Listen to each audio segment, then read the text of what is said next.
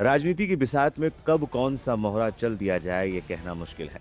शुक्रवार को राहुल गांधी के 56वें जन्मदिन पर काशी से एक ऐसी तस्वीर सामने आई जिसने यूपी की सियासत में हलचल मचा दी है। ये तस्वीर है राहुल गांधी के परशुराम अवतार की। एक हाथ में फरसा, दूसरे हाथ में संविधान।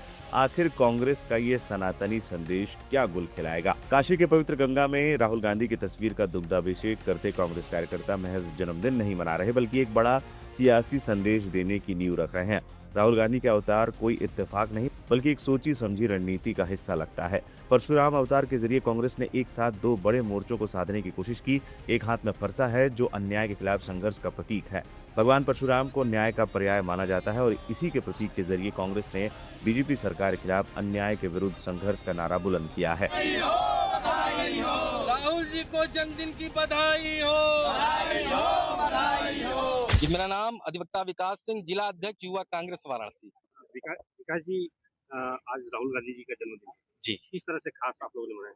जी, आज माँ गंगा के गोद में ब्राह्मणों के द्वारा वैदिक मंत्रोच्चारण के उपरांत उन्हें आशीर्वाद दिया गया।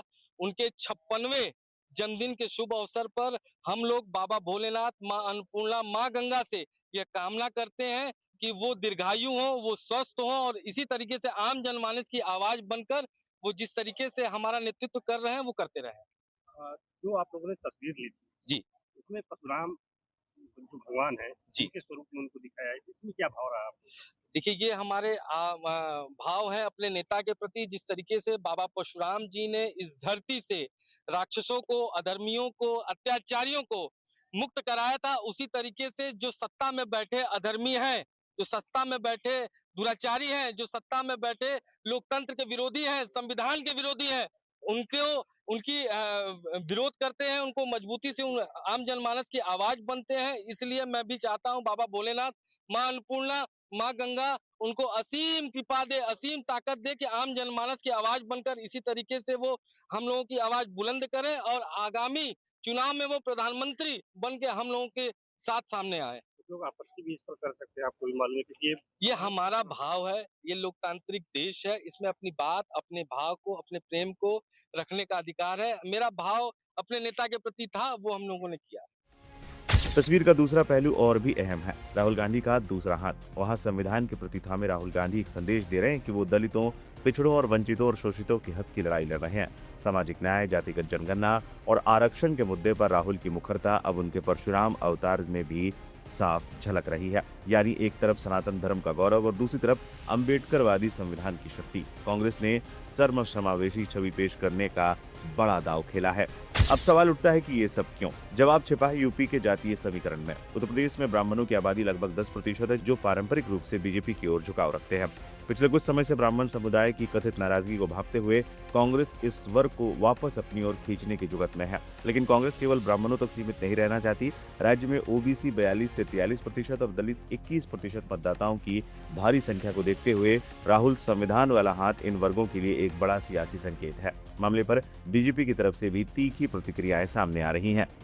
कांग्रेस पार्टी के नेता लोगों के बुद्धि पर पत्थर पड़ गया है। भगवान परशुराम भगवान विष्णु के अवतार हैं। भगवान परशुराम की बराबरी करना राहुल गांधी जी को काफी महंगा पड़ेगा। ये हो ही नहीं सकता। जो सनातन विरोधी है, जो वो कैसे भगवान परशुराम की बराबरी के बारे में सोच भी सकता है? राहुल गांधी जी अच्छी तरह जानते हैं, उनके वंशजों ने ही गोपाष्टमी के दिन गौ रक्षकों पर, संतों पर लाठियां और गोलियां चलवा करके नई दिल्ली को, संसद भवन के आसपास को खून से रंगने का काम किया था।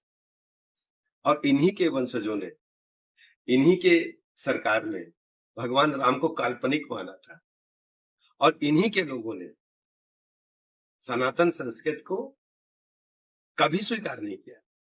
और राहुल गांधी जी के बारे में आप क्या कहेंगे? जब ये बिहार गए तो उस दिन देवोत्थान एकादशी थी।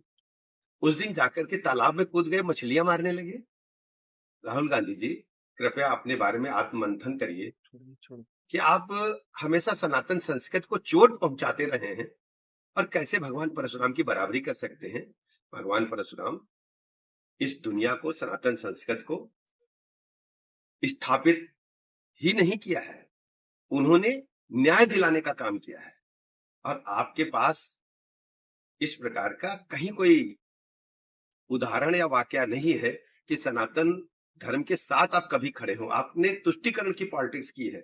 आपको देश के लोगों से क्षमा मांगना चाहिए और मैं ईश्वर से प्रार्थना करता हूं कि इन्हें भगवान सद्बुद्धि दे। भगवान परशुराम की बराबरी कभी भी कांग्रेसी या राहुल गांधी जी नहीं कर सकते। परशुराम के रूप में दर्शाकर एक उधर हाथ से में किया गया परशुराम है। और एक हाथ में संविधान। जो किया है वो महे मूर्ख है, महे मूर्ख है।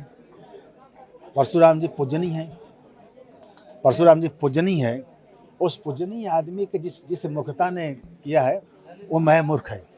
नहीं, देखिए, जन्मदिन मनाना तो अच्छी बात है, मेरी भी शुभकामनाएं उनके लिए हैं।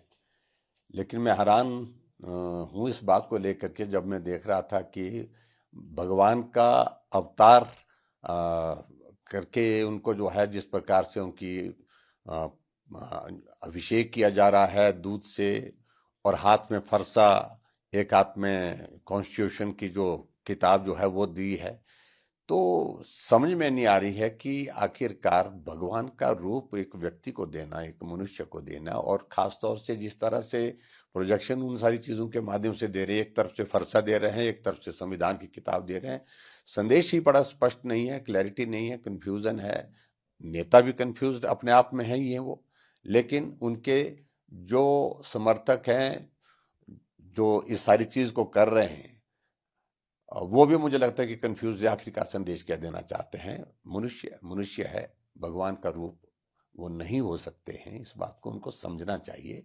उनका भाव उनके जन्मदिन के अवसर पर उनकी दीर्घायु के लिए कामना करना, प्रार्थना करना, उसमें कोई आपत्ति नहीं है। हवन करिए, यज्ञ करिए, पूजा करिए, लेकिन दूध से अभिषेक कर रहे हैं, ये बहुत विचित्र सा लग रहा है। मैं समझता हूँ सनातन के प्रति उनका भाव जिस प्रकार का है, जिस प्रकार वो एक बार या अनेक बार जाहिर कर सके हैं, उसके विपरीत वो सारी चीजें जो कर रहे हैं, ये सारी चीजें, तो ऐसी स्थिति में मुझे लगता है कि राहुल गांधी जी को भगवान मान करके जो लोग इस तरह की पूजा अर्चना कर रहे हैं, तो वो अपने आप में ही दुविधा में है।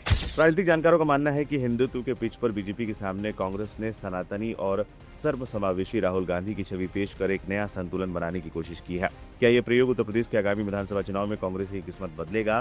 क्या यूपी का ब्राह्मण और दलित वर्ग इस नए अवतार के साथ चलेगा? ये तो वक्त बताएगा, लेकिन इतना तय है कि काशी से शुरू हुई इस परशुराम अवतार की चर्चा ने चुनावी पारा तो जरूर गरमा दिया है।